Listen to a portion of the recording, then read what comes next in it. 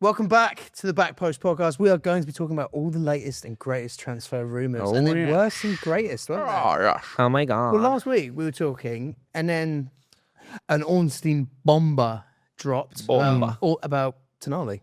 Yeah. Quite surprised, wasn't it? Yeah. It was. Yeah, it was.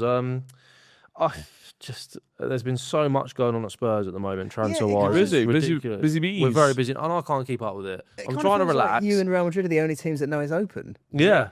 Well, I'm just trying to relax, really. Is the transfer window actually open right Yeah, now? opened on the 15th. Really? Yeah. Oh, that's interesting, actually.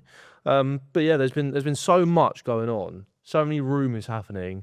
I can't bloody keep up. I mean, FotMob think Florian Wirtz is going from Liverpool to Chelsea. Yeah, That would I upset think Tom's they're quite a lot. winding me up at the moment. That's low on the. But they've got Elise to PSG, and no one's put that. Not even Indicali has put that, so I don't think so. Yeah, I mean, Ronaldo to Atletico Madrid apparently there's a high chance of happening. yeah, he's agreed personal terms with them. There you go. But in terms of Tonali Spurs, Yeah, I mean, a bit of a sideways step for him, isn't it? I think it's an upgrade. He gets to move to London, which Yeah. is nice. Yeah, exactly. Gets a nice house in London. We've just had a £80 million bid rejected for him, which I Yeah. think 80 million rejected. yeah. They want like 100. But so basically they want more if he goes to Spurs.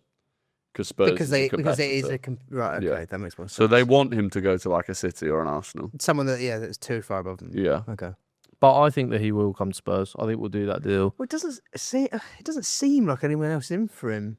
Well, apparently City really like him, and want to get involved. Appreciate the Yeah. player. Arsenal appreciate him. We were linked to him for a while, but we don't want to go near that. Arsenal we don't, monitoring the yeah, player. we don't want to pay that much for Right. him. So it's one of them ones. So Yeah, he might just end up at Spurs because Spurs are willing to pay the amount and no one else is. it's like De Zerbi's dream target for our midfield, apparently. Yeah. And I think going over 80 million is quite steep for Tonali. I'd agree. I really like him. I think he's a very good footballer. But He's very good. I'd rather pay more money for Mateus Fernandes than I would for Tonali, which obviously will You speak. pay more for Fernandes than Tonali? No. No, he mean- Sorry, I'd rather like go after Fernandes in a bigger way For than go 55, after 60. Tonali. Yeah, but West Ham Yeah. want like 85. But they're having a laugh. Well, they are, yeah. They're not getting 85. They are. They're not. But Yeah. That's why I think Fernandes one will drag out longer into the summer because clubs will know West Ham will have to drop down at some point. They want 85 mil now, but yeah. as soon as you get into the next financial year and they have to sell, like they'll cave for 55 million, 55 million, something like that. Yeah. But Tonali I think he'd be a very good signing for us. Like I think he immediately upgrades anything we have in that midfield area. Oh, Yeah. undoubtedly. Like comes in, starts for us. Is he still like the perfect profile? I think we would need to sign still that sort of passing midfielder Yeah, he's to still. go next to him. But you stick Tonali next to a Mateus Fernandes, for example, or you stick Tonali next to somebody that you could go and get like, an Angelo Stiller, for example, one of those midfielders that can sit and can dictate a little bit better. Because what you're saying there is, I agree with in terms of signing Tonali. To get the best out of Tonali, Spurs need another midfielder. Yeah. They're not signing like. Bear in mind, you bought Gallagher in January. They're not signing someone who complements Gallagher Don't well get me to improve started. the midfield. But I'm just as in that's what you've brought in. So it sort of feels like The worst bit of Tonali's sort of business- upgrading on a number of types of player you already have. Well, yeah, Tonali's more of a kind of box to box, runner. He's extremely good off the ball. He's not got the most incredible passing range, or sort of he's not really a tempo setting midfielder. So it feels like it's an upgrade on Bentancur, Gray, Bergvall, Gallagher. Gallagher, but it's not anything really that different to what we already have. But it's such a big upgrade that I think that justifies going and getting him. What it means for other midfielders, we'll obviously talk about in a bit. But I think the Tonali thing is good. If we can attract a player like Sandro Tonali to come to our club after finishing 17th twice in a row, it says a lot about the kind of pool that someone like De Zerbi has, I think, in terms of the project that he's starting. This is entirely De Zerbi led. Apparently Tonali has had a conversation with De Zerbi on the phone, and that's what's convinced him that Spurs is a good place for him to go. Yeah. Apparently personal terms won't be an issue. I imagine we'll offer him probably in the region of £200,000 a week, bit similar to what we did with Gallagher. The Gallagher signing was probably the worst signing we've ever made in our history, despite the fact he helped keep us up. He kept you up. I think if you pay 100 for Tonali, that could. take it. 100 million for Tonali is very steep, but at the same time, it's just like the price you pay these days for players. That's not the price you pay for the second best midfielder at a team that finished 13th. But then the best midfielder for the team that finished 13th is easily a £100+ million midfielder. Right, and even that feels a lot. I don't think over 100 mil steep for Bruno now. Elliot Anderson's 120 No, mil. I agree. I think Bruno would be about 100, but he's at 27. A good price for Sandro Tonali, I think, would have been 75 to 80 million. I think he shouldn't put it so. You know, when Newcastle signed him 2 or 3 years ago for 60, 65. Yeah. Since then, he got banned for a year. Yeah, he hasn't pulled up any shoes. I think Tonali was rated as a player more highly when he left Milan compared to when we've had him. Yeah, I agree. I think Tonali was. He was the captain of Milan. Nah, but just doing it in the Premier League does raise your stock. Yeah, he had also Milan had to sell him. Like when we say Milan's sale was for FFP reasons. Like, it's not like they maximised the value they could have. When we said he's done it in the Premier League, what has he done in the Premier League? He had a very good season last year. He's been decent. He had a very good season last season. Last season? You mean the season before? Season before when they got Champions League football. Sorry, I keep referring to last season as 24-25. Yeah, I'd say last season he had a very average season, and he had a decent season before that. Yeah, I still think. And he was banned the one before that. I still think he was like decent last season. Nothing special, but you're not at this point. You're not even paying for like potential. So you are just paying like a flat. Sandro Tonali is a very good midfielder. No, there's no denying undoubtedly he is. Yeah. I just think what I'm saying is, for him would be I can understand why. Yeah, I agree. 100 million for him. I can understand why if you pulled out and went for someone else. I can understand why, seemingly at that price, you have got a bit of a free run at him, and why City and Arsenal aren't. I agree, and I think that Spurs' obsession with Premier League proven this summer. Yeah, you just don't go out. You don't shop outside the Premier League. To an extent, I completely understand it because we had to raise our floor quickly.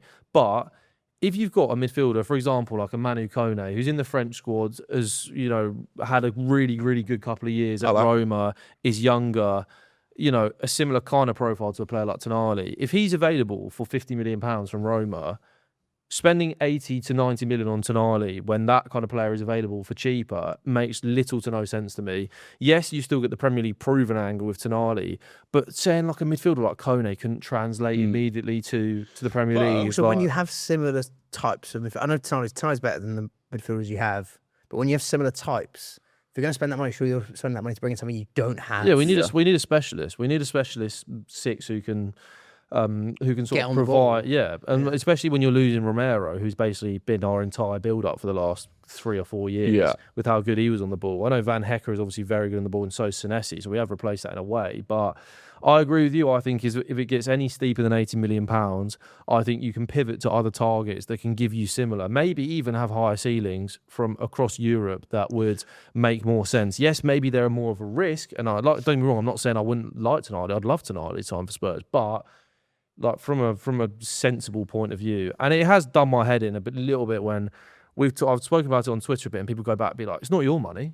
So it's not your money. Why do you care if we spend 100 million on Tonali?" Well, price tag's a huge thing for a player. First of all, if Tonali comes to Spurs for 100 mil, the pressure on him will be insane. Also, it is the money that Spurs can spend this summer. If you drop 100 million on Tonali compared to dropping say 50 million on a Kone or a Thuram from Juventus, that frees up funds in other areas to go maybe big on a striker who we're desperate for a top quality striker. We're desperate still for a goalkeeper. So I wouldn't want to spend silly money on Tonali. I think we go to 85 million, maybe max, what I'd be happy with. Anything over that, you're talking 90 million plus. I think you're talking about getting into the realms of a bit of a silly deal for Spurs. But I'll be very happy with Tonali. And I think it shows that we still have a huge pull because we're a bloody massive football club. So there you go. Yeah, no, I agree with you about the it's not bloody your money thing. Club bit? No, not that bit. Obviously not. No, the it's not your money. That used to be a thing when a club could spend basically as much as they wanted to. Yeah. With FFP and PSR, it's like you're well aware going into any summer, there is an amount of money that you can spend. And so how you allocate that amount, we don't know exactly what that amount of money for Spurs is. It sounds actually like this summer we've got a lot of money. You've got a lot of money. I also think it's not your money applies when it's like, oh my god, level of player. Yeah, totally. It's like if Liverpool go and spend 120 on Diamante. It's not your money about playing 100 million for like Tonali. Yeah, like I said, it's like It's not the thing. It's like 100 million on Tonali. He's not the be all and end all player that you throw that out for. You know. No, I agree with you. To be completely honest, I think I'd be more excited about signing Mateus Fernandes than I would be about signing Tonali. At the time, it's not your money. That applied to Isak. Yeah. If you're signing Isak for 100 million, I don't care. Pay it. He's unreal. Yeah. Tonali didn't give the same effect to Newcastle that Isak did. Tonali is not the kind of player where you just go pay whatever Exactly. Totally. Pay and don't speak. It's not that I transfer. completely agree. But apparently, when it came out that you were in for Tonali, they were saying that was separate to you being interested in Fernandes. You were looking to do both. So yeah, I mean, if you can do both of them, then that's crazy. The only thing then I would say is that how much money does that leave you for attacking players, which I also think you need. So the Mateus Fernandes. So reportedly, Spurs can spend up to 300 million, 350 million this summer. We have the most financial fair play headroom of any club in the Premier League. I remember it came out last summer that we could have got away with, we could have spent £570 million without selling a single player, £570 million net, and we still wouldn't have been in danger with FFP. Right. So that's the situation we put ourselves in as a club.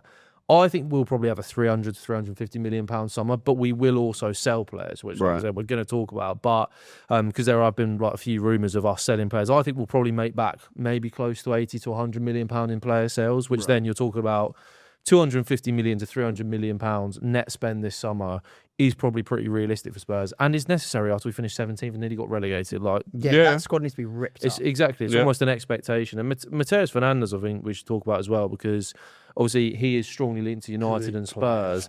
Very good player. I'm a huge fan of Mateus Fernandes. I mean, we spoke about... Arguably more of a fan of him than the Tonali. Same. Also, he's like 3 years younger. I would... If you said to me right now... He's not what you have. Yeah, if you said to me right now, Tonali or Fernandes, I'm picking Fernandes every day of the week. I think Fernandes is, like you say, more of the profile that we need in terms of he is so good on the ball. He's also really good out of possession as well. So you talk about Tonali and what his strengths are. I think Fernandes can match him in a lot of areas.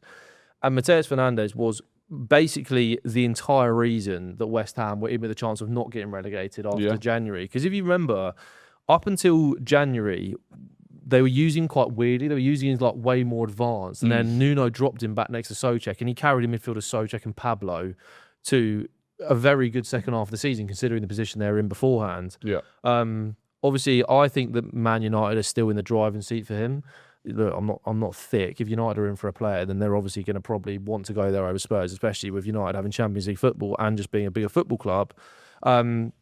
So I think we've got a massive battle on our hands. I think the only way we get Fernandes is if United can't cough up the same amount of money Spurs can up front for him, and West Ham accept our bid and not Man United's. Because the rumours that come out this week or the last 2 days, is that Fernandes is open to joining Spurs. He wouldn't be against joining Tottenham. It's just more of a case of he would rather join Man United. Yeah. But if it's a case of, it's going to be whoever stumps up the most money again, then I really think which I'd back us to do over United in this current state. But depends how much they want him. Because there was a lot of Camavinga-y, Schumann links for United. If they were after one of them, we had a United the other day, which are never happening. But what, Camavinga? Yeah. Well, I do think he's going to be on the move. I do. To be honest, I'm interested to see what Arsenal and Liverpool do, because Arsenal and Liverpool are both going to go into the market for a midfielder. Yeah. And obviously, Arsenal have previously been linked to both Fernandes and Tonali. I think you go for Buadi, mate. Well, Buadi, or because Camavinga keeps getting linked to teams, which gives you the impression that he's going to go. Camavinga would be another one that I'd be quite interested in. I don't think he's the best complement to Rice in that midfield. I just never thought he kicked on Camavinga. I think he's quality. I think he's so versatile though. Arteta fucking loves. That's what I mean. He played left back and that. And how would you the Tonali one? What would you rate that? How would you grade a Tonali? Any more than what they're bidding at the moment? Yeah, let's say 85. 85 million, 8.5 out of 10 for me. 7. Fair. Yeah, 7.5. Totally fair. Oh, it's a great. It's very. a massive improvement. I've said to you, I've always been bigger on Bruno than him. I was never bigger. If you could get Mateus Fernandes for the same price, how would you grade that? 85 mil. No, because that's unrealistic. That would be silly overpay for them being. But that's what West Ham wants, supposedly. No, 5. Can we 4? Can we say Mateus Fernandes for 65 million? As much as I don't think done for around that. I think 9 out of 10. It just depends what teams are in from there. Totally. West Ham will be looking at it going, well, so far we've spoken to Arsenal, we've spoken to Spurs, we've spoken to United. But all those clubs aren't stupid. No. All those clubs will be thinking, you fuckers want 85 million for him. I don't disagree. Good luck. I did notice United have subtly started briefing that they will only get so they brought one midfielder, they're going to buy another midfielder, and then whether or not they buy a third midfielder is all going to hang on whether or not they sell Manuel Ugarte. Which the fact that they're now briefing that God. definitely means they're going to end up keeping Manuel Ugarte and not getting a third midfielder. World Cup's not done him any favours either. He is Who's crap. buying Ugarte? He's so crap. It's quite amazing that. And PSG paid a fair bit for him. And I actually kind of get that because I watched him when he played for Sporting Lisbon against Arsenal. Sporting, If you went off it's that, like, you go, he looks a good player. Yeah. They obviously, after a year, went, right. Yeah, what the hell? But I don't know why United bought him because even at the time, we didn't really watch him. I don't know about you, but like people spoke about him as if he is what he is. Where they're like, why are they signing this guy? Yeah.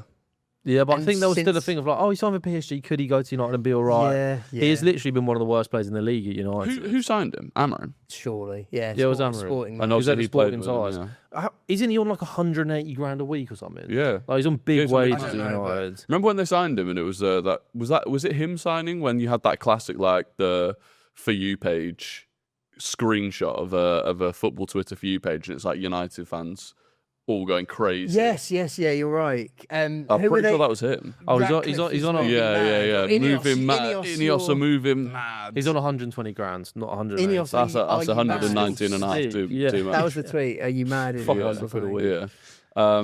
That actually makes it even worse, though, the fact that if a manager had ended up with a player like that, having not really seen him before, you'd go, well, Ruben Amorim knew exactly what He was Ugarte was the like. key part of the system. Yeah.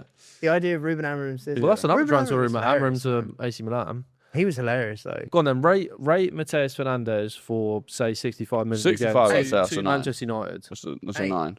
Or 9. Do you think- For do you think both he's a United Man and... United need Yeah, midfielders. that's- I think he's just as good a signing for United as he is for Spurs. Yeah, he is, yeah. I'd argue maybe even bigger just because No, I'd say they're Spurs. I'd say midfield- United. that they're need more. losing Casemiro. You know what I mean? I think we need him just as much as United. No, I think United both need of us more. need that profile. Well, it depends. If you got Tonali, then Fernandes is not as important to you as he is to United. If you've got Tonali. I know you need that profile, but there are other profiles like Fernandes out there. Yeah, no, I agree with that. I think if we don't, I think there's just a lot of exciting options on the market for midfielders. To be completely honest, I'm really bothered about Fernandes because I don't think there's many like him that would be attracted to us. No. If we lose out on Tonali, I think there's 5 or 6 options you can pivot to. And then in terms of the midfielders that make way for these new additions, we're Yeah. seeing Lucas Bergvall. Yeah. You liked him? Bye. Very Bergvall. sad about that, to be honest. You love him. I love him, yeah. Why? Got a little crush on him. Yeah. Yeah, he's, lovely hair. Yeah. Oh, I Good think it's hair. incredibly sad that we probably won't see Bergvall reach his ceiling at Spurs now. I'm a huge believer in Bergvall. I know. Stop it. There. You've always said you really like Bergvall. I love as well. Bergvall. I'd buy Bergvall this summer. Would you? If it was on the cheap because he's pushing a move away. Yeah, but So I genuinely do think he's got a massive ceiling. My issue with what you just said was I don't think he would have ever hit his ceiling at Spurs. Fair play. I think you're too. Well, I think the way that you've built your midfield has always been midfielders every imbalanced. moment. But Yeah, also, well, I've always said how we manage I young think you're a talents. basket case club at points in terms of the way that you do things. Well, yeah, we've managed our young talents terribly. I have so much criticism for Spurs in terms of how we've managed Bergvall, Gray, Alderweireld and Tell on the left, their development. However much you rate those players or don't rate those players, I know you're going to chime in and say they're all shit, so why do you care? But in terms of managing those players to become players that can go and start for us or can reach their ceilings, we've done that terribly with Lucas Bergvall. And Thomas Frank's got blood on his hands with how he dealt with Bergvall last season as well. And like you said, I mean, we fended. He was meant to go to Barcelona. The deal was agreed for him to go to Barcelona. We then came in, hijacked that deal, got him to sign for Tottenham. So he could have been a Barcelona player. That's how highly he was rated. He must resent you at this point. No, he's sad about I would leaving. disagree. I wouldn't think he would resent. He signed for Spurs over Barcelona. Yeah, he because you would have chose that. assumed he'll get more game time. Well, yeah, that's why. And the problem is, and I know, like you said, I might not rate a player that can't break into the worst Spurs team I've ever seen that highly. I don't. He doesn't get into Sweden's team either, so they don't rate him that highly. I don't think so. But he's not getting the game time. The reason he was signed for Spurs over Barcelona was just a game time issue. He's not getting the game time, so he's going to leave. And he's seeing them sign more midfielders. Why the hell would he stay? Yeah. I agree with that. I don't think. I think From it Bergvall's makes point sense of for everyone. view- You're not even using him. He couldn't get in the team that was trying to stay up. But that's not what anyone's saying. I'm saying it's No, but sad. I'm saying it's sad I'm saying it's sad that we've managed him to a point where feels like. How sad can you be about a player that can't play for your worst? Well, I wouldn't expect you to be sad. You don't give a shit about Spurs. No, but my point is, you actually do, right? So you're watching the worst ever Spurs team and a player that can't even get in it. Why do you care if he loses? This is my thing. You just apply zero context to any situation, really, don't you? What's the context we're missing here? Well, the context was he was played as number 10 last season for Spurs. Yeah, the context was we were going to get and relegated. He looked bad, the so context was we were potentially going to get relegated. It's why Archie Gray and Lucas Bergvall didn't play under Roberto De Zerbi, because he had to rely. Archie Gray barely played under Zerbi. It was Bentancur and Paulinho as the two, because De Zerbi went, I'm putting as much experience into that team as possible. We're not playing in the De Zerbi way. We are literally going to try and grind out results to survive in the Premier League. And Lucas Bergvall is a player that has flaws. Of course he's got flaws. He's 19, just turned 20 years old. He is a midfielder that I think has huge potential, but right now, you are right. If we sign a Tonali, we sign a Fernandes, those two players start for Tottenham. Lucas Bergvall doesn't start for Spurs. It's just the fact that we've not managed him effectively enough to provide him with a pathway. Last season, Thomas Frank was playing him as a right-sided number 10 for times at the start of the season where he was playing that bizarre 4-2-2-2 system. That's not where you get the best out of him. He's a midfielder that loves receiving the ball deep, loves dribbling with the ball. And if you watched him in the last 6 months under Ange in that 24-25 season, he swept our Player of the Year awards because he was our best player by a distance, playing in that way, because Ange is a manager that will trust players. He was happier to trust younger players in that kind of team. It was unfortunate that he got that injury towards the end of that season, which meant he missed out on the semi-finals and the final. The moments when you guys were 17th, I thought you guys were more happy about winning the Europa League, and he wasn't a part of that because he was injured. But he wasn't a part of that. Of course he was a part of that. He played in the Europa League up until the semi-finals. Was he just really awesome when you were losing every week? Okay. I was just not having a sensible conversation. I'd just like to know how awesome he was when you were losing every week in the league, but not playing in the bit that made you happy about that season. You hated that season. You absolutely despised it. You wanted Ange gone. And Bergvall was the shining light.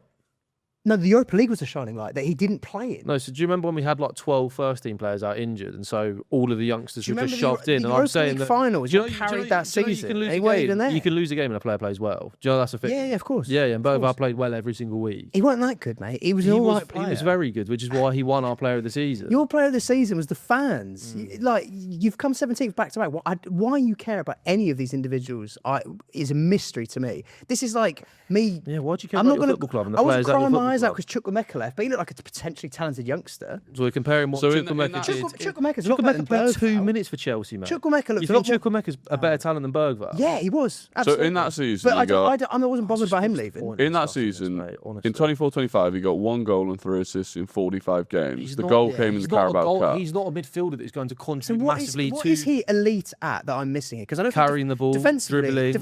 Where was he playing majority of that season? He played 10 last season. Yeah, but last season was more of a 10, wasn't he? Yes, but he's not a 10. That's the point. Right. If you shove a centre half in a striker, he's not a goal scorer. If as an example, if Declan Rice only popped up with 1 goal in a season from that double pivot, but Declan Rice is a much better ball striker than Lucas. But Lucas Bergvall doesn't have he has had multiple points where. So I'm saying you lack a profile in terms of build up for passing. So he's not great at that. He can't. No, he is a good passer. So Lucas Bergvall's a very good passer. Why are you crying out for Fernandes? The problem with Lucas Bergvall is that he likes to take too many touches right now. He's very raw as a talent because he's had 1 season where he's played fairly regularly in his career. He didn't play regularly for us last season, really. A lot of it was off the bench, cameos, last 10, 15 minutes. Season before that, obviously, he was at wherever he was in Sweden. He just needs to go somewhere and be trusted to develop. And I believe he will develop into a very good midfielder because you talk about the fundamentals he's got. He's incredibly good technically. Yes, as a he passer is. I've watched him every minute he's played for Tottenham. But you mentioned his dribbling. You haven't mentioned anything else about his game that is remotely elite. Because he's that young. I'm saying he can develop the rest of his game. No, because he's got great technical quality. This is my point. You're putting a lot of stock in the idea of a player getting better. Oh my God, he's 20 years old. Yes, I have an idea of what he could become. With every 20-year-old ever, apart from his game has indicated he'd be an amazing passer and build up, or he'd be great defensively. What about the 70-odd games I've watched him play for Tottenham has indicated that? Right, mate, Tobes, I will happily tell. That's what I'm asking. I will happily sit here and tell you when a player is shit. I've watched so much shit come through this club that I will sit here and. You said that about so many players that we watch, and they are. Okay, so if you want to talk about the young players at Spurs right now, Odebear, I don't think has a particularly high ceiling at the moment, because I think he's a good footballer, good technically. He doesn't have a particularly high ceiling because I don't think he's there mentally. Mateus Tel, I think he lacks a lot of what you need as a winger. I don't think he's particularly great 1v1. Does have some qualities that could see him become a decent Prem player maybe, but I don't have huge hope that Tel will do loads with his career. Archie Gray, I think, has got a high ceiling. I don't think Archie Gray has as high a ceiling if both players were to reach their potential as Lucas Bergvall Archie Gray's does. versatile. Archie Gray's got a higher floor than Lucas Bergvall does. Versatile. But that's the thing. I rate Bergvall as a talent. He's 6'1". He's very, very good technically. He's got a great engine off the ball as well. I think he's an intelligent footballer. And I think all of that can develop into becoming a profile that's incredibly suited to the modern game and thrives somewhere where he is trusted. So who would you not sign to keep him or get rid of to keep him? I'd tell Bentancur to keep him. So basically guaranteed we're selling. We've released Basuma. We've released Japalin. No, but this is what I'm saying to you. It's how we've managed our players to a point where we've got 4 players in the same position, where Bergvall is pushed back to number 4 or 5 in that area. I don't really get what you're missing here. I'm not missing anything. I'm saying the manager quite clearly sees those players ahead of him. Yeah, but why? Because Roberto De Zerbi is not someone that particularly likes working with young players. He's not, and he never has been. Roberto De Zerbi is going to be at a club for 1 or 2 years. He's a little bit like Antonio. Antonio. He has no problem with like Casado. Casado was as young as Bergvall. You signed him for 150 on Brighton. No, I'm saying Brighton, similar. But Brighton are a different setup, aren't they? Yeah, but he did work with young players there. That's what I'm saying. Yeah, he had no to a problem point. But you also had a midfield of Caicedo, McAllister, Bissouma for a little bit, Pascal Gross. Right, but my point is, Danny Welbeck was played up He didn't say, I'm going to play Milner over Casado. Where did Evan Ferguson's career really die? When De Zerbi came in? No, the opposite. His price tag took off when De Zerbi he scored his hat-trick against Newcastle, but yeah, De Zerbi was the one that first basically said that Danny Welbeck is my starting striker. But he was the one that first played Evan Ferguson. Anyway, but the point is that De Zerbi will be at a club for 1 or 2 years, right? In general. Well, hopefully more. Hopefully more. But he's not somebody that's going to be particularly focused on developing young players or investing loads of stock into young players. Hence why he wants to go out and sign loads of ready-made Premier League players to take over in those roles. All right, so where does Bergvall end up if he goes? Because I think, I don't know. as you say, he needs to go somewhere where he plays and develops. Villa? Brighton? Yeah. Why would he go Villa, though, for game time? You've got Tielemans, Onana and Boubacar Kamara there. Like, he's not going to get much more game time than he would at Spurs there. No, I agree. Like, that would be silly. He wouldn't get in their team. I think Brighton. I think Milner leaving, he goes in at Brighton. Yeah, maybe. And they put them in the factory. Bro, Brighton would turn him into it. One of the promoted teams. My prediction now, if he would go to Brighton, would be he would turn into an £80 million midfielder. So it could be Vuskovic and him going to Brighton. Yeah. Well, Brighton are very serious about bid again on Vuskovic. Brighton are very serious about Vuskovic. Brighton apparently are going to bid. Apparently, Brighton want to bid up to like 55 million for Vuskovic. Well, yeah. Which I think just gets. And to also, the point, he's supposedly ready to hand in a transfer request to push it through. Yeah, because he believes he should be starting at a club, and obviously we can't provide that for Brighton him. Are going to be Rory's Leeds. Yeah. I don't like Brighton, but it's kind of crazy how. I've ever said. Next season. Right, yeah, mate, facts. Yeah, it's kind of crazy how you did give a standing ovation for Vuskovic when he got subbed against England. And he's a player that's never played for you and actually actively wants to make sure that he never does play for you. Well, release the file. This is the point. He doesn't. So he does. If Luka Vuskovic could start for Spurs next season, if De Zerbi went, you're my man, start next season, he would play for Spurs. He's expressed that before. The problem is that De Zerbi's gone, you're not in my plans for the next 1 to 2 years because we've made all these signings in this area. So William Saliba was like that, but he was happy to go out on loan and then made it clear that his dream was always play for Arsenal and he'd do whatever it took to make sure it happened. And then he saw Rob Holding playing for you in that season and went, I can start. Rob Holding. Yeah. Look, my whole complaint with this thing is how Spurs have managed our young players throughout this entire period, and the fact that we are at a point where we don't have the pathways for a Vuskovic or a Bergvall, which annoys me because I do think these players in the future could be players that you would be looking at then signing from these clubs that they could go to. Yeah. But I don't think it's not worth crying about. Selling Bergvall for 20 mil.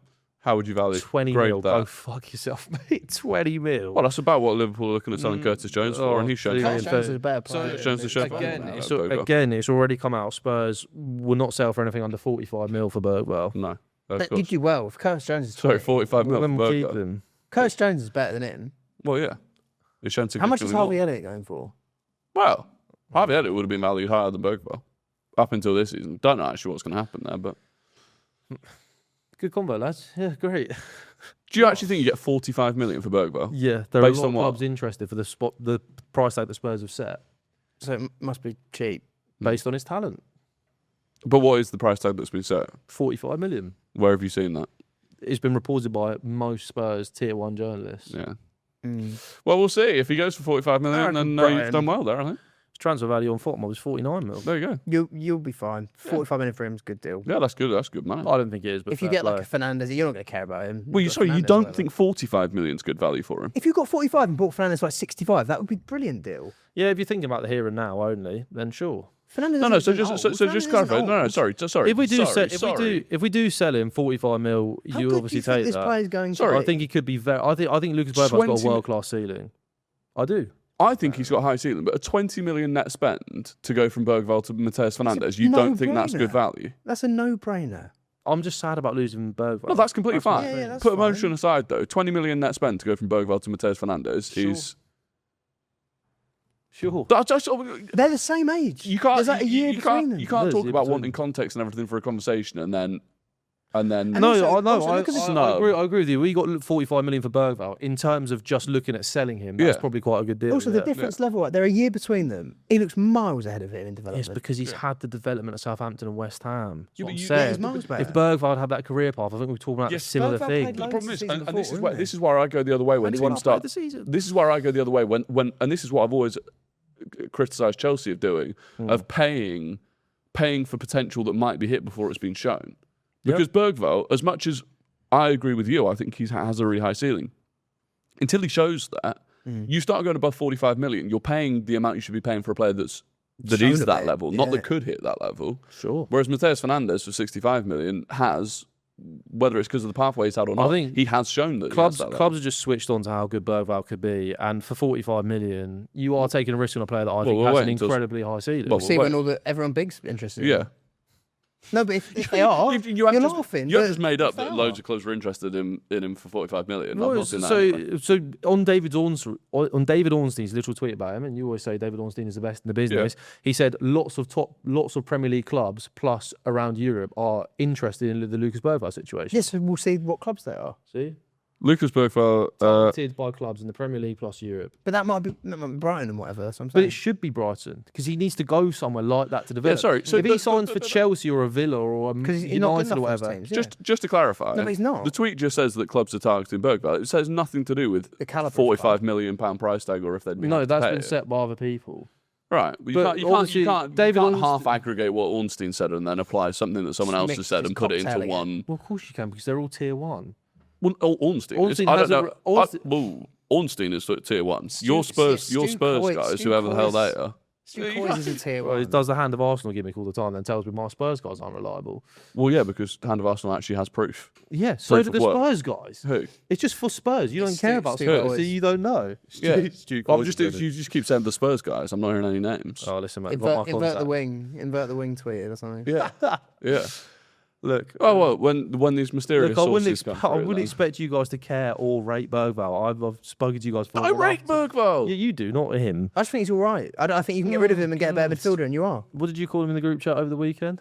Mid-youngster. Midval. No, that's not what you called him. Yeah, I did. I called him mid, and he took it as meaning No, you shit. called This is him- what happened, guys. You Anyway, call, no, look. you call him other things. Look. No, I said he was mid. No, no, you point called him is- other I said he was mid. No, you did. You said more than that. Let's but- let's leave it there. Yeah, that's fine. I fully understand that you struggle to take the emotion out of it because Yeah. he's a youngster that's come through at No, Spurs. it's just because it's my And I club, did. mate. It's like if you were going to go sell Lewis Skelly, I'd have exactly. no emotion in that situation. Exactly. I'd be very emotional about that A good situation. example is it's like last week, Cucurella goes. You I don't. li- I You like- don't have emotion towards football. You've said that about fucking 57 times on this podcast. Football as a general, Chelsea I do, of course I do. Yeah, when but we talked about Cucurella's Cucurella the other different, week. man. He's- Cucurella was a good player for us. I liked Cucurella a lot. When you say it's a good sell-up, I'm not going, oh, what? What? He's a great player for us. No, but that's because you thought it was a good it's your sell. opinion. Because that's because you thought it was Yeah, a good but I sell. also liked Cucurella. I was emotionally I will attached to the players to the point that Yeah. I don't like seeing him go, but I'll also value the fact that I'll it's your also- opinion. I don't really care. I'll also sit here and tell you that when Spurs sell a player, if I don't particularly care or think it's a good sale, I'll also do that. I'm not hyper emotional about every single player that we No, sell. I know, but I think you place a lot of stock in someone else's opinion as like an attack on your own. It's not. It's just a football opinion.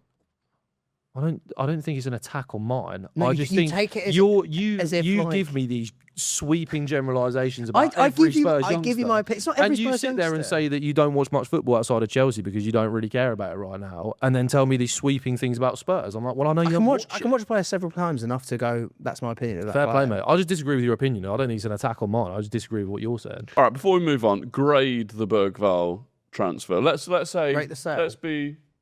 Let's be generous. Say 40 million, right? That's being fair. 1 out of 10. 12. So, right. And there you go. No, so I'll be the balanced one here. I would say that's probably a 7 out of 10. I think That's you might for the club that's getting him. I think 8 out of 1 10. out of 10 is ridiculous. I think Obviously. I think It's you're. a YouTube 1 out of 10. It's one of those where you go 40 million for what he's done so far. Yeah, 40 million for what he's done so far. I think is reasonable. It could go on that you end up regretting it and the next club ends up turning you into an 80, 100 million pound player. Yeah, put a couple of clauses in there. Put a first buyback. Look, if I wasn't annoyed about him leaving, I'd say it's like a 7 out of 10. Sure. There you go. Right, good. On to Anderson to City. I mean, this one just seems to be. It feels like it's inevitable that it's going to happen. It's rumbling on. It's just how much for. And Forest it rejected keeps what, going 120 up. million? Apparently. 120 million Forest rejected, which is. Mental. Oh, it's well within their rights, I suppose. And the thing is, I think Forest will be looking at it going, well, game 1 of the World Cup, he was one of, if not England's best player. His value is only going to rise. And he sat next to 2 other £100 million midfielders and looked the best of the 3. Obviously, that's one game going off. He's a brilliant player and he's so rounded and you can do so much with him. You can play him kind of wherever you want in midfield. I think Forest just know that City will go to whatever to pay. Well, they're so desperate for it. And there's not a world really where City give up on him. No. And the thing is, he's 23 years old, and even if he comes through this World Cup, and like you said, okay, first game he probably looked like the best of the 3, but even if throughout the World Cup he just looks like he is completely comfortable at that stage with those 2, it's like, okay, well, so, you know. Also, you're playing in a team that translates more. Like playing for England is different. Yeah. Playing for Forest, there is a world where that doesn't work when it goes to yeah. You know what I mean? Now it's like you're playing with probably 2 up against other blocks or good teams. Yeah. He's, for me, Elliot Anderson's another £100 million midfielder. Going above 120 is mental, but City will do that because they can do that. But that's like such a good deal for Forest, in my opinion. Oh yeah, massive. If we're rating it, I'm saying that's a 9.5 out of 10 for Forest. For Forest, yeah. Like, yes, you're losing a brilliant player, but 125 mil to go and invest across the rest of your squad. I'm kind of at the point. Like, you know, we brought up earlier about it's not my money, especially with City. That kind of does apply in general. It really does apply. But that's one of those ones that if it were done for 125, yes, it's 9.5 for Forest, but it's probably a 9.5 for City as well because he is that good. Yeah. Nah, 125 mil. I'd say 8 out of 10 for 125 mil. Yeah, it's just that he'll be like 10 out of 10 player. He'll be a mainstay at City for years. I would think. But again, you're verging on like British transfer record there. You're 5 million off easy. But the problem is Elliot now, Anderson, I really rate when you Elliot start Anderson, chucking £160 million for players worse than Dewsbury Hall, how much is Anderson? Well, look, no, but it's true. It's honestly true. Yeah, Neymar inflated it last summer. Liverpool really inflated this market again. Yeah. Because we talk about Casado and Rice. Casado and Rice 105, 115, and then you look like a Wirtz or whatever. You're like, oh, that's more than justified now. Yeah. So now 116 is like, hang on. You also spent 105 on Enzo. Yeah, but Enzo's way better than Wirtz. Enzo's a player in midfield. There's not a player in current football that does what Enzo does in terms of like delivering numbers. I don't think Enzo Fernandes is some amazing player by any means, but he's a tough profile to replace. Delivers the numbers Enzo does from midfield. Who's the number 8 that does that? Oh, number 8 to be fair. I mean, he does play 10 for Chelsea. No, he doesn't. He doesn't really. He does play 10 for Chelsea. He's given a lot more Chelsea. license than a traditional. This would be the same as when you're talking about Bergvall and you don't really watch. I watch Enzo every week. I see where he plays. He plays number 8 the majority of the time. He scores a lot of goals. But he does play number 10 a lot of the time. There's not a number. I'm not denying he's transformed himself into a great player. I promise you, he's a box-to-box 8. He's not a 10. But when Palmer plays on the right in big games, he plays in the 10. Palmer drifts in a lot. He plays the most advanced midfielder, no? More than Casado. There's only 2 of them. No, because you've played Andre Santos next to Caicedo loads this season in big games, with Enzo ahead of them. In some games. Yeah, in a lot of big games. Enzo in the majority. In a lot of big games, come on. Enzo is. According to FotMob, Enzo's midfielder. primary position this season has been attacking midfield. He's a box-to-box midfielder. The amount of running, he does more running for than any of our players. No, sure, I'd completely agree, but I think he does play. He's not an out-and-out 10. I don't think he's an out-and-out 10, but he's played 10 a lot this season. Okay, if he's played 10 especially when Palmer's been injured. If he's played 10 a lot this season, that's fine. The year before, he was the highest scoring number 8 anyway. It doesn't matter. What he does in his role, not many players can replicate. He scores a lot of goals going forward. No, I agree. He's basically like a lot worse version of what Lampard was doing. That's the way he plays. He arrives late in the box, scores goals.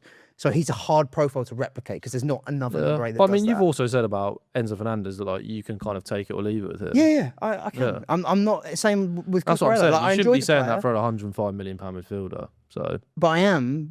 The problem with replicating him, or the problem with selling him, is because he's a really tough profile to replicate. There's not other number 8s that do that. Yeah. So like he has a reason to be justified at a high price because he's a rare profile. That's how it works. Yeah, but that's not what you signed. I mean, Florian Wirtz's stocks when Liverpool signed him we signed like a Tony Kroos guy. I loved the Enzo from the first 6 months, and then he had his hernia. He slowed down, so he had to play a different kind of role. Which is actually funny because he slowed down and then played a role that's arguably more physically demanding. Yeah, but he can't do the running. That's why people want to get rid of him because he's too slow. Yeah. He gets around the pitch, but not the paciest.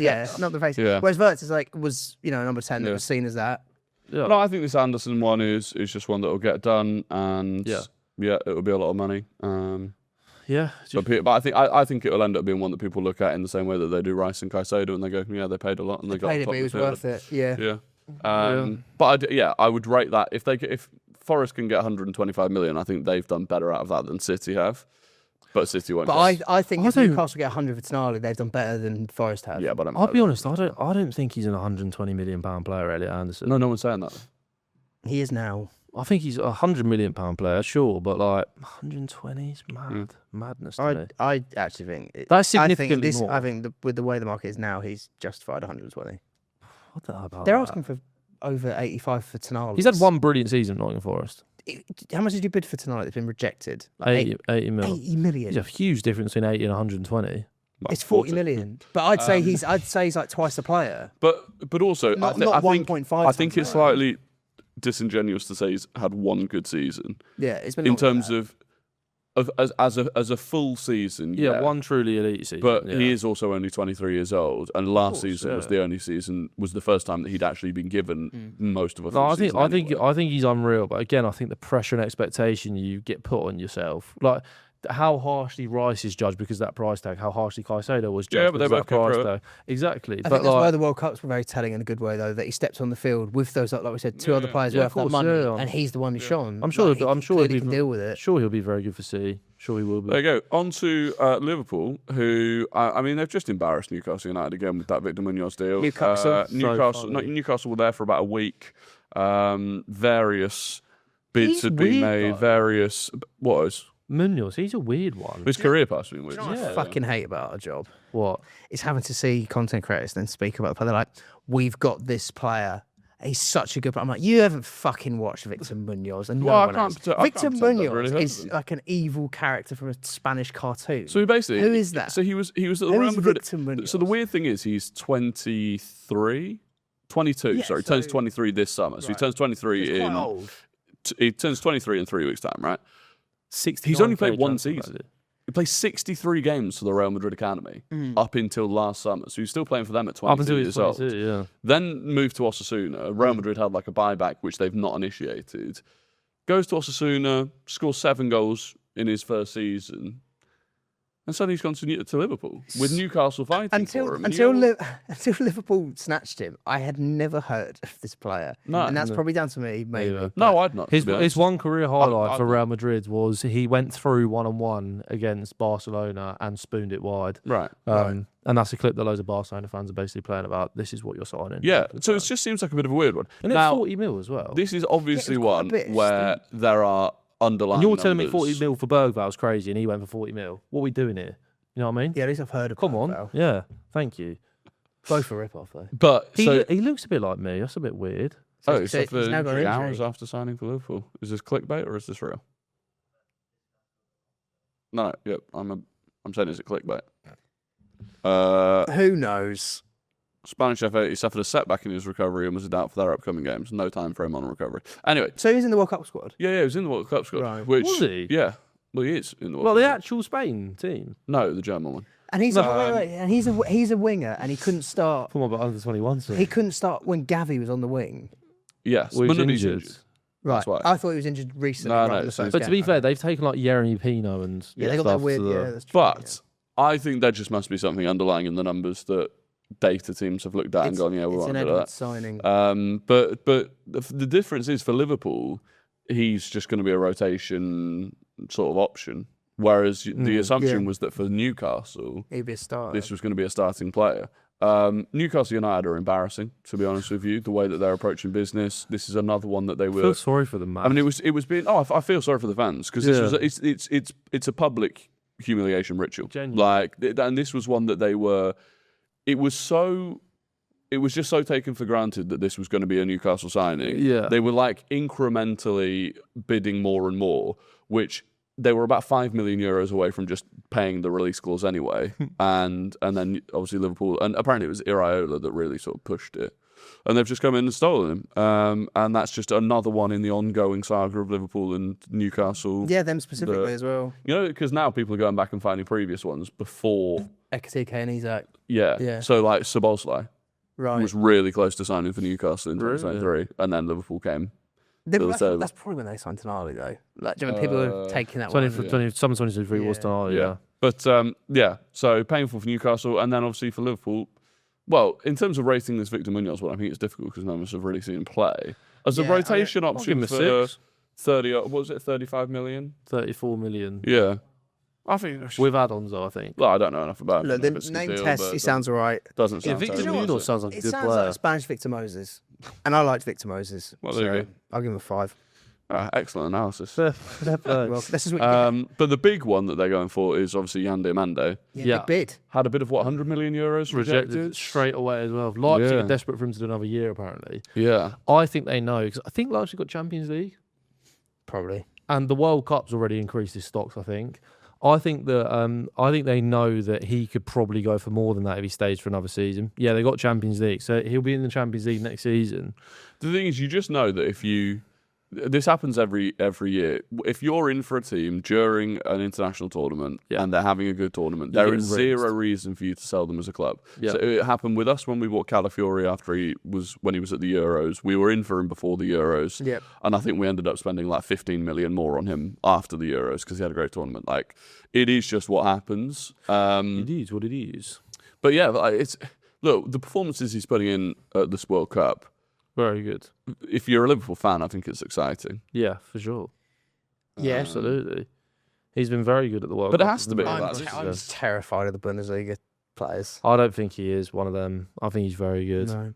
But Werner looked good. It's a lot of greenery. Werner looked very good. He's just way better. Like, I think you can tell with a player to a certain degree. No, but I mean, I promise you, even the tape some of these players. No, but he's not just a runner. The ones that I worry about, Werner, who's just like stays in behind. So techie. I remember when we signed him. But Havertz has kind of turned out fine. Fine, yeah. But you thought you were signing like a. Yeah, you know. I think Diamande is going to be a huge success wherever he goes. Personally, I don't know. But I haven't seen enough of him. But if given that they've rejected 100 million euros, I mean, let's say he ends up going for 100 million pounds.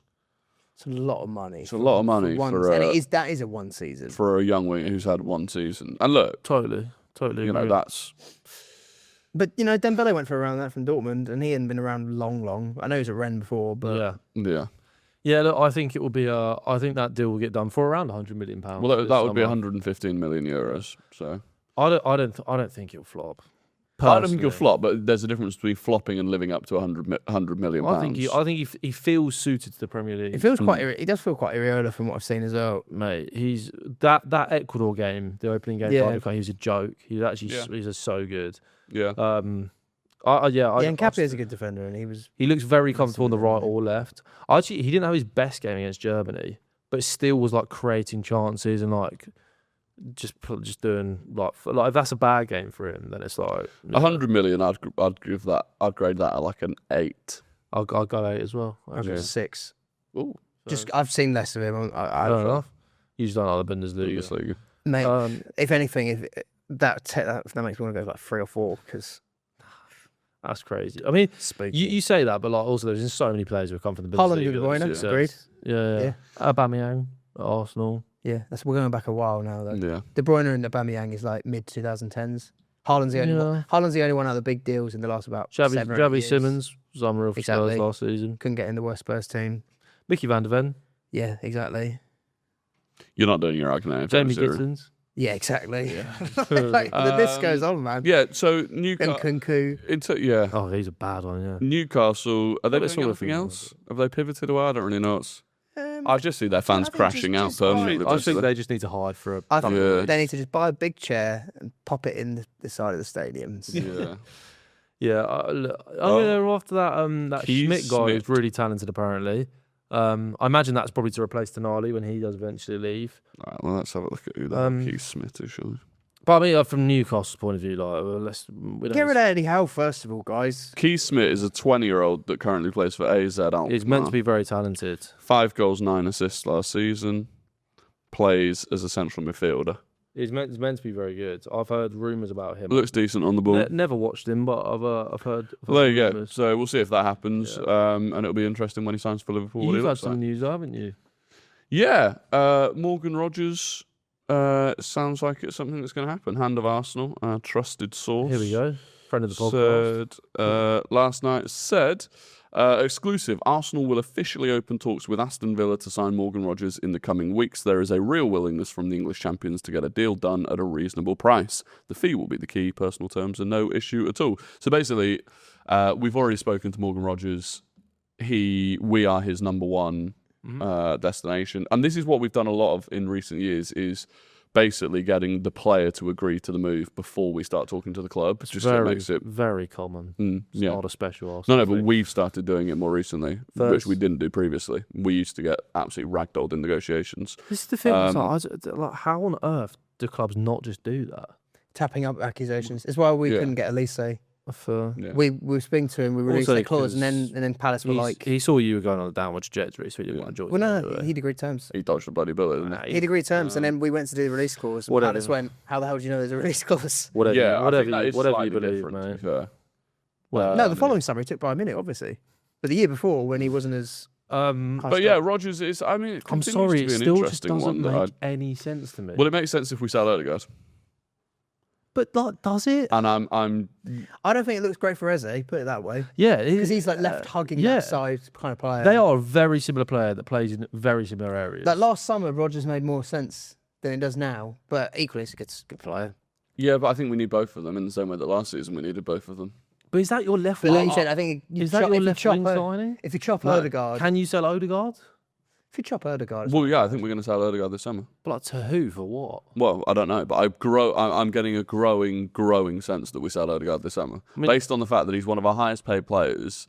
He's got 2 years left on his deal, and there hasn't been a single whisper of us opening new contract negotiations. I've stuck him in our big transfers. So yeah, Barcelona. It won't be Barca. It will be Barca maybe, but I could see But Odegaard if we going. go into next season where effectively our 2 attacking midfielders are Morgan Rogers and Eze with Max Dowman coming through, Also, it that's takes pretty away, good. That's pretty good depth. yeah, and it takes away the sticky situation of like ripping the captaincy off someone. I still just, I don't know. I don't think Morgan Rogers is like that creative. I think he's a very... He's a game breaking, Like, score a goal outside the box kind of 10, rather than a bit like Eze, really. He's very. I think he's very similar to Eze. I think but with more numbers than Eze. say you keep Odegaard, which I think is still more likely than you selling Odegaard. I don't think it is. I don't know. Just He's the also market. big. And Arsenal, Also, if he's on Arsenal that love much deal, big not players. 250 grand a week. Yeah. Like, who's putting him on that? Okay, but with the alternative of not selling him is keeping him. We're not opening new contract negotiations, from which means you then end up with him next summer having probably played less next season, still on 250 grand a week. No, a year from older, Arsenal's and with point 1 of year view, left on his from deal. Arsenal's point of view, it makes perfect sense to sell Well, yeah. Odegaard this summer. But I'm saying, who's buying him for those wages after the last 2 seasons that he's had? His stocks aren't particularly high. Well, I thought no, They're not, not though, are amongst they? fans. I think amongst people in the industry, Maybe- his stocks are still maybe- higher than they are amongst fans. maybe if Atletico get money for Alvarez. He's not knowing Simeone's athletic. Not. I don't know. I don't know. I'm just throwing. Fine. Bear in mind, Possibly. Griezmann's leaving. Not that he's the same player, but you know. Similar. Yeah. To be fair. I don't know. I don't know where he's going to end up, but I get the feeling that that's what's happening. Maybe. And that I we just still end up just with- think go and spend that on a left winger. Well, yeah, but I think we're still going to go for a left winger. Fair. Just don't know who it's going to be. Well, if you do that, then the deal looks a little bit better. But I mean, I really like Morgan Rogers. Yeah. but I still think if you're looking at that side, right? Odegaard plays as a right side. Yeah, but that's going to change. Or he plays as a right-sided 8. So it's like Declan Rice loves carrying the ball in that left-hand No, channel. that's what I think is going to change. So he's going to go to the right. Because if Miles Lewis-Skelly is coming through as the other midfielder, Lewis-Skelly plays on the left-hand side of that midfield. which is what we've done. When it was Rice and Miles Lewis-Skelly, Rice was deeper and more to the right-hand side. Then you have Miles Lewis-Skelly. So if you sign Buadi? Well, Buadi will be more depth.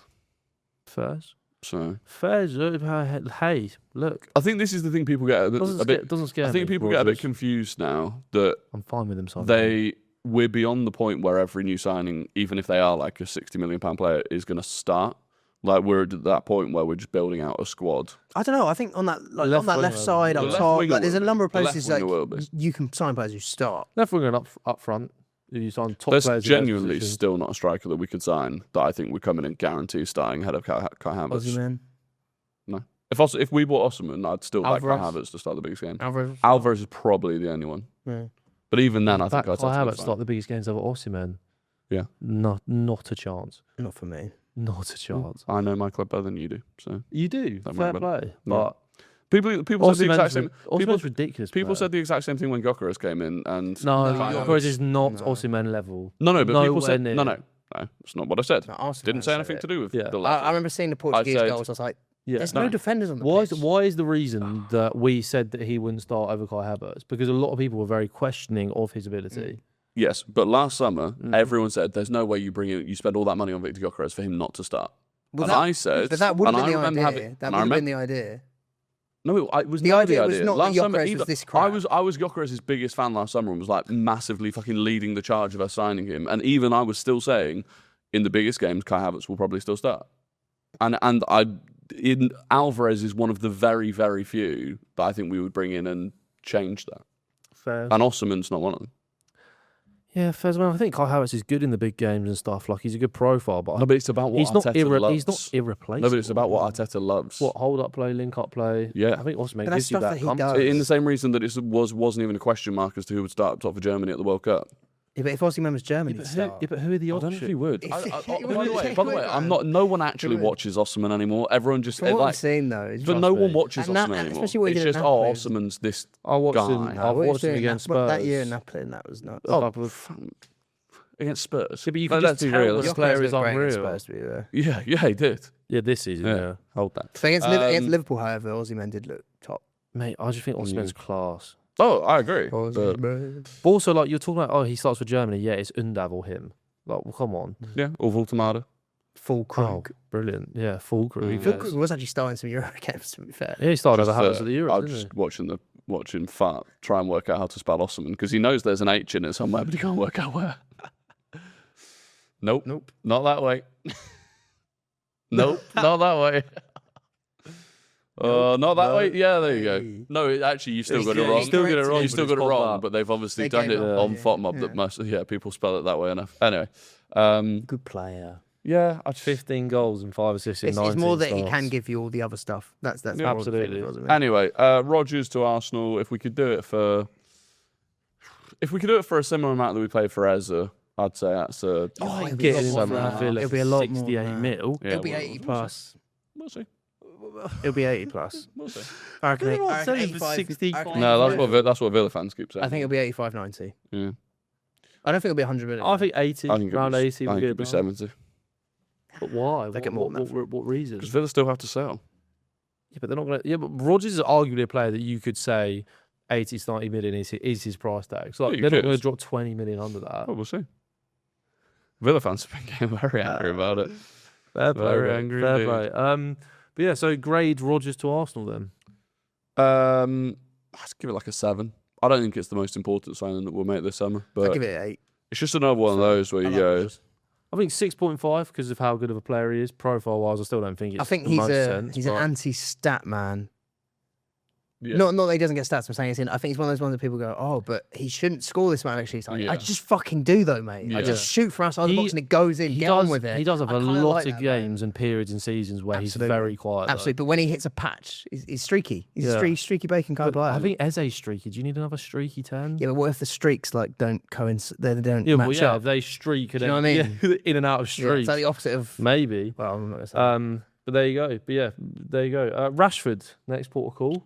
Yeah, well, he's been linked to Spurs this morning. Poor bloke. I'd love him there. There's a possibility he stays at United. I'd love him at Spurs. Yeah.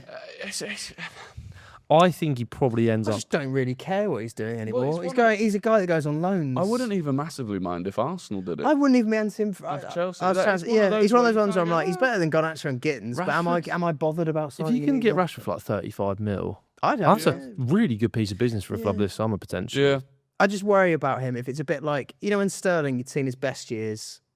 Yeah. And you're kind of thinking, he could do a job. Maybe he could. No, but I still He's think not he's a much similar to higher. Sterling. Sterling was washed when we signed him. No, but but people also still Sterling- thought he still had a bit. No, but Sterling was never good, like technically. He was a player that so just relied on his ability to get into areas to impact the game. I get you, but when he was at his best, he won. No, Rashford but Sterling just won Rashford it. is far superior to Sterling, like technically, like what he can provide you in the game outside of like when his legs. No, mate. I would argue to the point that England's best winger, if they all played at their best, is Rashford. Yeah, I agree. I think when Rashford plays well, he's brilliant, but he's a bit of an on his day.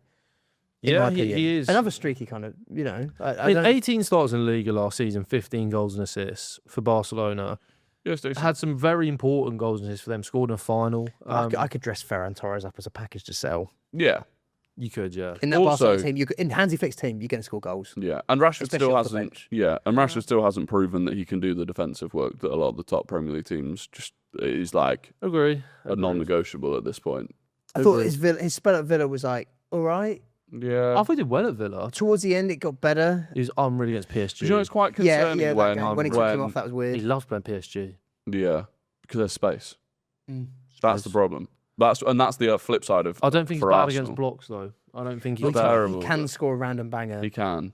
And he's decent 1v1 as well. I mean, I do think it's an interesting one where United aren't clamouring to sort of bring him back into the fold and keep him. Villa didn't want to make it a permanent deal. Barca didn't want to make it a permanent Villa deal. couldn't make it If he- permanent deal. Barca. Yeah, if don't he want wasn't it, on yeah. stupid wages, he'd have had the pick of any club in general. And Yeah. Man United probably wouldn't be selling him. Yeah.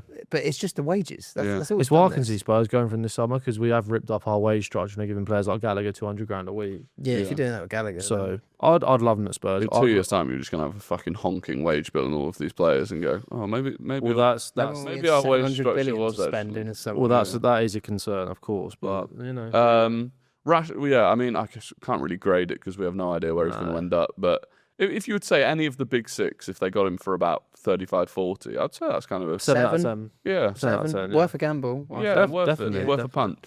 100%. Who else have we got? Buardi, still kind of in the news. Real Madrid, Yeah, Arsenal. spoke about him last week, didn't we? It's a bit top signing for anyone. I think yeah. it fell off after game week 1. I wasn't as impressed with him this week. Really? I thought Yeah. he was good. I thought he was I good. thought he was all right. I thought he was good against Scotland. Did you? I just thought he was all right. I thought the hype died down. I think he's washed. I think the hype died down because the hype. Classic type. But Buadi, it's like week 1 Reinders. It's week 1 Buadi. yeah, but I don't think Buardi's performance was any worse. It was mainly because And it weren't as good as doing it- Reinders. but doing it against looking decent against Scotland isn't really anything to write home about. No, Brazil looks cooler. Yeah, Yeah. yeah.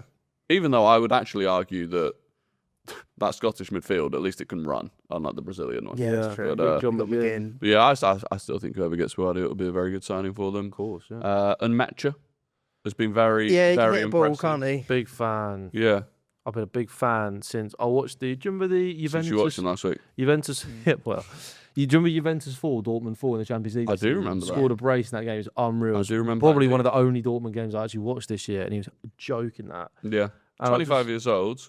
But this is the kind of player, right, where I'm like, He was at sea. yeah, he's at sea. This is the kind of player, right, where I'm like, well, Tonali for 80 million. How much they want for the Mecha? You know what I mean? That's what I'm kind of thinking with this Tonali deal. But you know, I think the Mecha could go somewhere for like 50 mil and look good. Realistically, does he just go Bayern Munich because he's had a good Euros? He's Apparently, and he plays for Dortmund. Liverpool and Manchester United are in the race. Yeah, be a good signing for either of those. Yeah, Quite like that Liverpool. It's kind actually. Quite like that it's fit. the Sancho route. yeah, City to Dortmund yeah. to there. Yeah, I'm surprised we're not in for him. We're a magnet for feels like ex-City he's kids. feel like he's very suited to the Premier League with his stylistically very good ball striker. But yeah, I mean, let's see what happens with him. Really, He's 25. he is 24. Yeah, Getting on a It's bit. been a slow sort of a slow burn with him. but He's had a good couple of seasons at Dortmund now. yeah, Like, yeah. The 2 years at Wolfsburg. Wolfsburg beforehand. Yeah, There you go. Wolfsburg. Wow. yeah, that's pretty much it. Yeah, we have nothing going on, to be fair. No, No. I don't think you can do anything until the end of Yeah. June. That Probably, cut-off. but even like worried even about down to, like, money? interests. Nah, I'm not worried about money. Hey, you should be. I've no reason to be. Mm. Enzo will drag on, but like, we haven't had any like links, which I've quite enjoyed. Yeah. Just pure like, You'll get a couple of here we goes from 17-year-olds at some point. they'll just like randomly spawn in. You're like, oh. We haven't been linked to any of your players yet, No, which is strange. usually we can. Our annual Chelsea purchase. Yeah, I think you've run out of. Which one was it? Run out. Neto? Don't even- Neto feels like an Neto. Arsenal. Well, we side. were interested in Neto previously. Go If we went and got I Neto, reckon I actually reckon we could do get. I'd be Neto's stood, the left wing side. I'd be stood outside London Colney with a We bloody could get placard. Gittins. No to Neto. No. I think Gittins we could. No, Absolutely not Gittins. I'd take João Pedro. That won't be happening. You sign our washed ones, not the good ones. No, listen. It is We've true. turned Madueke into an England starter. Well, So, there you go. But that's pretty much the end of the Transfer Rumours podcast. It is. Like I said, subscribe, like the video, 5 stars in 5 audio. stars, Thank you for listening. all of that good stuff. Yeah, well, you really do flag at the end of these, don't you? Oh, it all bounced off the walls, mate. Yeah, I am. Buzzing. I'm buzzing for us to bring Salah back on a free. That's going to happen now. I've said that. Yeah. Really? What a terrible. What would we grade that? What, Salah on a free? Yeah. It's 3 out of 10. 8 out of 10. Really? Looked good for Egypt last night. Yeah. He did actually. They got their an first assist. win. Goal, man of ever. the match. They're qualifying. Lovely goal too. Yeah. Lovely I'll goal. give him a 4. Fair. I think if someone got Salah on a free, as long as they weren't paying him like mental No, but it would wages. be, wouldn't it? That's It'd be- what I'm It'd be thinking. all right, yeah. I think if we did I think that, it'd be I'd be really like, fun. I'd be like, I know we need experience, but we don't need Mo Salah at this I think age. it'd be really fun. But there you go. Thank you for listening. Please do Really rate us fun and most 5 fun. stars, all that good stuff. And we will catch you all after the England game. Bye-bye. Yeah, Goodbye.